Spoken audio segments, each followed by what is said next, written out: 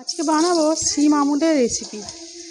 তো আগের দিনের কিছুটা মাংস ছিল, কষা করেছিলাম, তো মাংসটা রয়ে গেছে। ভাবলাম ওতে একটু আলু দিয়ে দেব।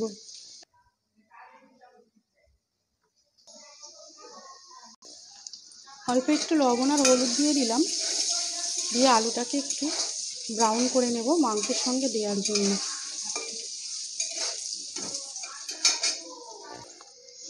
আলুটা ভাজা হয়ে গেছে, তুলে নিচ্ছি আমি।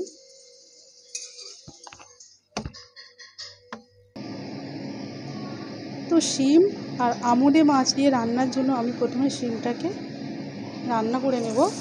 তো তার আগে আমি পেঁয়াজ দিয়ে দিলাম,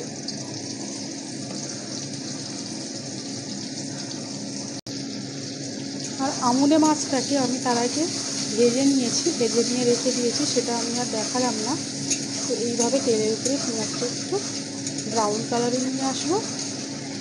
যেহেতু শিমটা আমি কষিয়ে রান্না করব মশলার মধ্যে, তো আমি পেঁয়াজটাকে ব্রাউন কালারে নিয়ে নিলাম। তো এবারে দিয়ে দেব বাটা মশলা, লঙ্কা, আদা, রসুন বাটা দিয়ে দিলাম।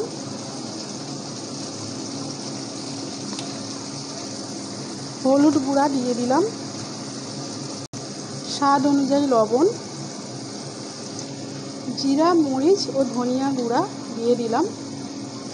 তো আমি আবার জিরা, মরিচ ও ধনিয়া গুঁড়ো ভাজাটাও দেব, তবে সেটা সব শেষে।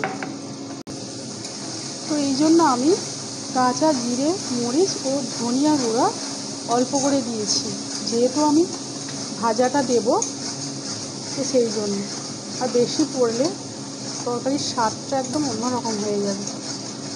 তো আমি মশলাটা এইভাবে জল দিয়ে, অল্প অল্প জল দিয়ে কষিয়ে নেব। দিয়ে দিলাম টমেটোটা একটু বেশি করেই দিয়ে দিলাম। টমেটোটা প্রায় গলেই গেছে, দেখুন সিদ্ধ হয়ে গেছে অনেকটা। তো সবজি বা যে কোনো সবজি, সিম বা বেগুন, টমেটোটা একটু বেশি দিলে কী হয়, টেস্টটা কিন্তু দারুণ হয়। তো এবার আমি সিমটা দিয়ে দেব।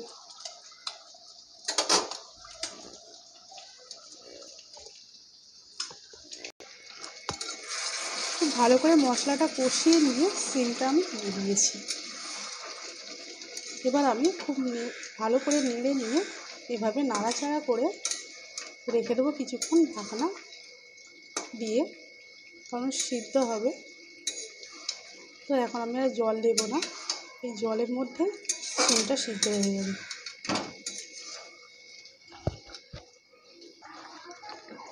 সিমগুলো সিদ্ধ হয়ে গেছে, এবার আমি আমুদে মাছগুলো দিয়ে দিলাম।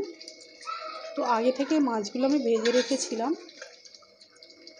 এবার আমি 5 মিনিট মতো ঢাকা দিয়ে রেখে দেব।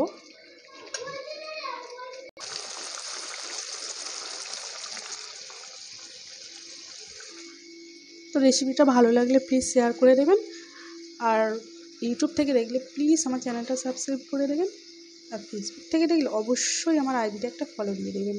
তো দেখা হচ্ছে এরকমই একটা ভিডিও নিয়ে।